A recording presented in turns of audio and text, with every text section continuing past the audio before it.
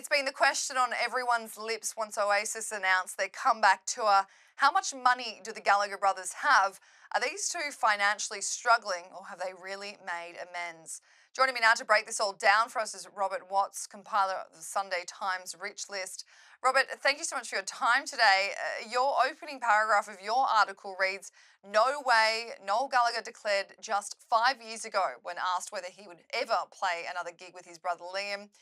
If I had only 50 quid in my pocket, I'd rather go busking. No way, I can't do it." This is a stark contrast to where we're at now. What has changed?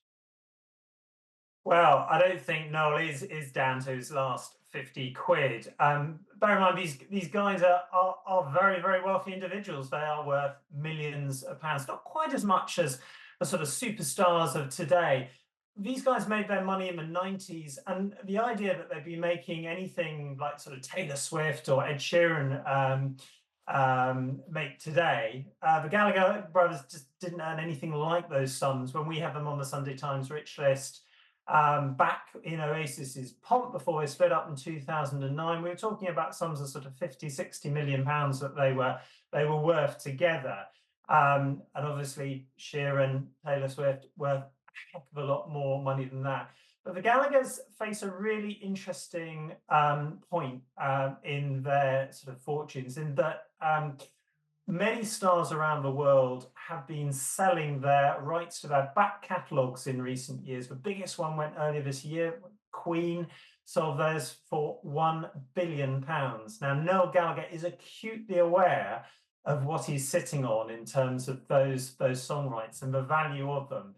But those things are perishable, and Oasis simply aren't as valuable as they could be, because there hasn't been a tour for a long time, hasn't been any new music.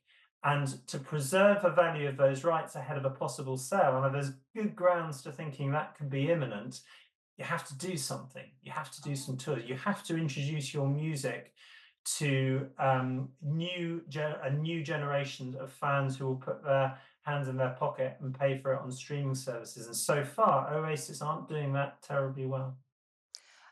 Yeah, if there is that chance, Robert, that Noel does sell the rights to Oasis's music, he'll obviously get a lot of money if they do create this resurgence of love for Oasis from the younger generation that weren't maybe not privy to the band in their heyday. But why is it that Liam is doesn't own it like Noel does? Well, Noel is the principal songwriter, and it's the songwriter who keeps those rights to the music, or certainly the lion's share. So we know that since Oasis was in their pomp in the mid 90s, he's been receiving the bulk of the royalties, that whether albums bought in shops or increasingly online, he's getting the bulk. He's getting the bulk of that money. Now, Liam, we felt that he was worth £6 to £7 million back in sort of Oasis's pomp. There've been hits along the way for both brothers in terms of divorces. Both have had two pretty costly divorces. Noel's was the larger, a £20 million divorce settlement earlier this year. Is that guiding them to tour again? I think that is something people will speculate about. My personal view is not that. I think it's all about trying to shore up the value of that back catalogue. That's the real driver here, because at the end of the day, what these investment companies look at and music labels look at when they're buying back catalogues is that they look at how much streaming revenue there is at the moment. So if you look at how Oasis does on Spotify, it's well below sort of other sort of legacy bands, even older bands like Fleetwood Mac.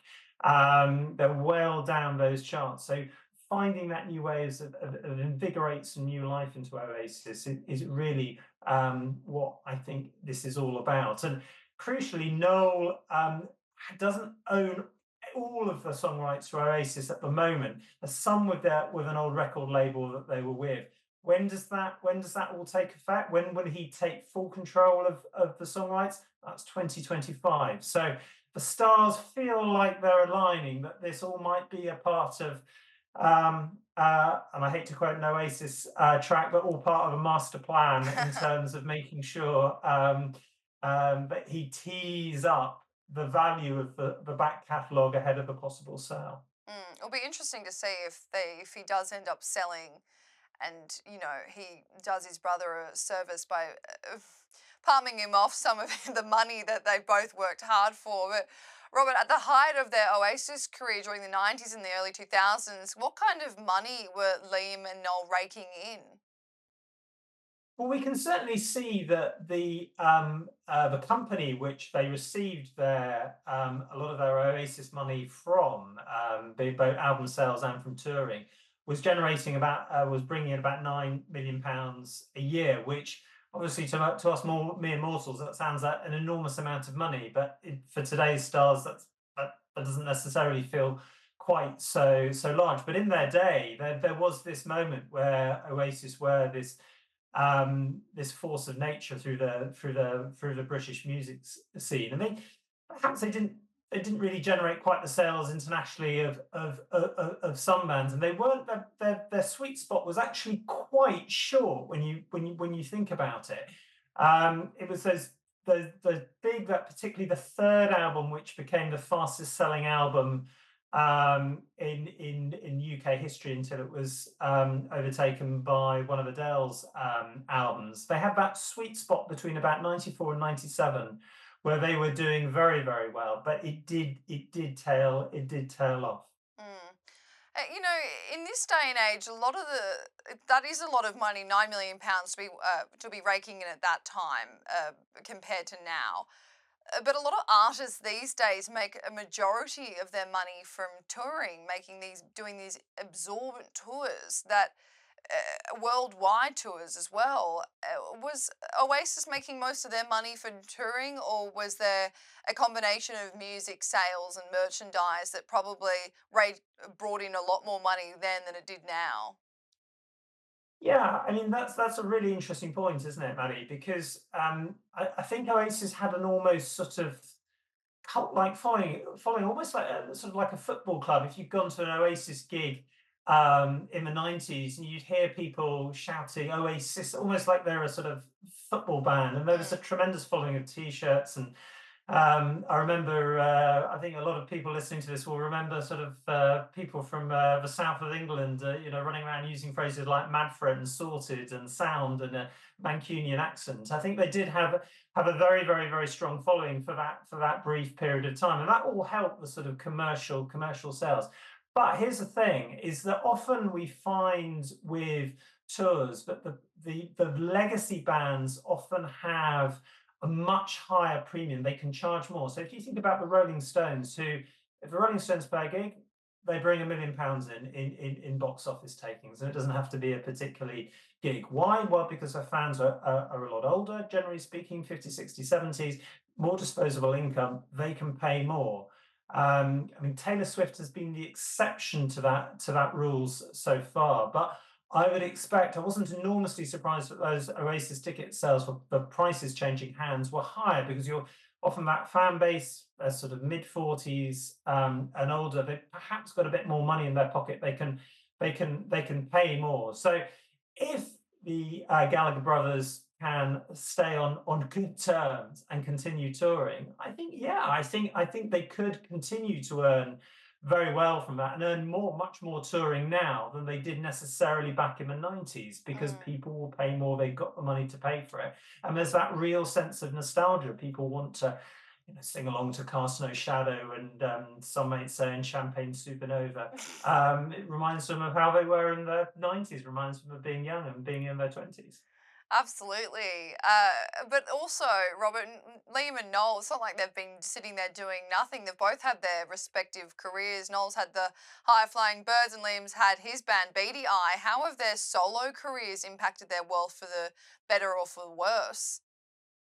Well, without doubt, Noel seems to have done the better of the two. High Flying Birds has done well from album sales. Of course, 4 albums, and they've toured well globally: Asia, South America, Europe, North America.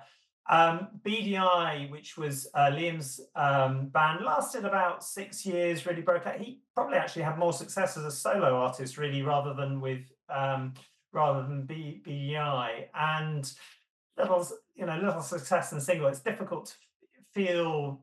We all know a great Liam track, Liam Gallagher track.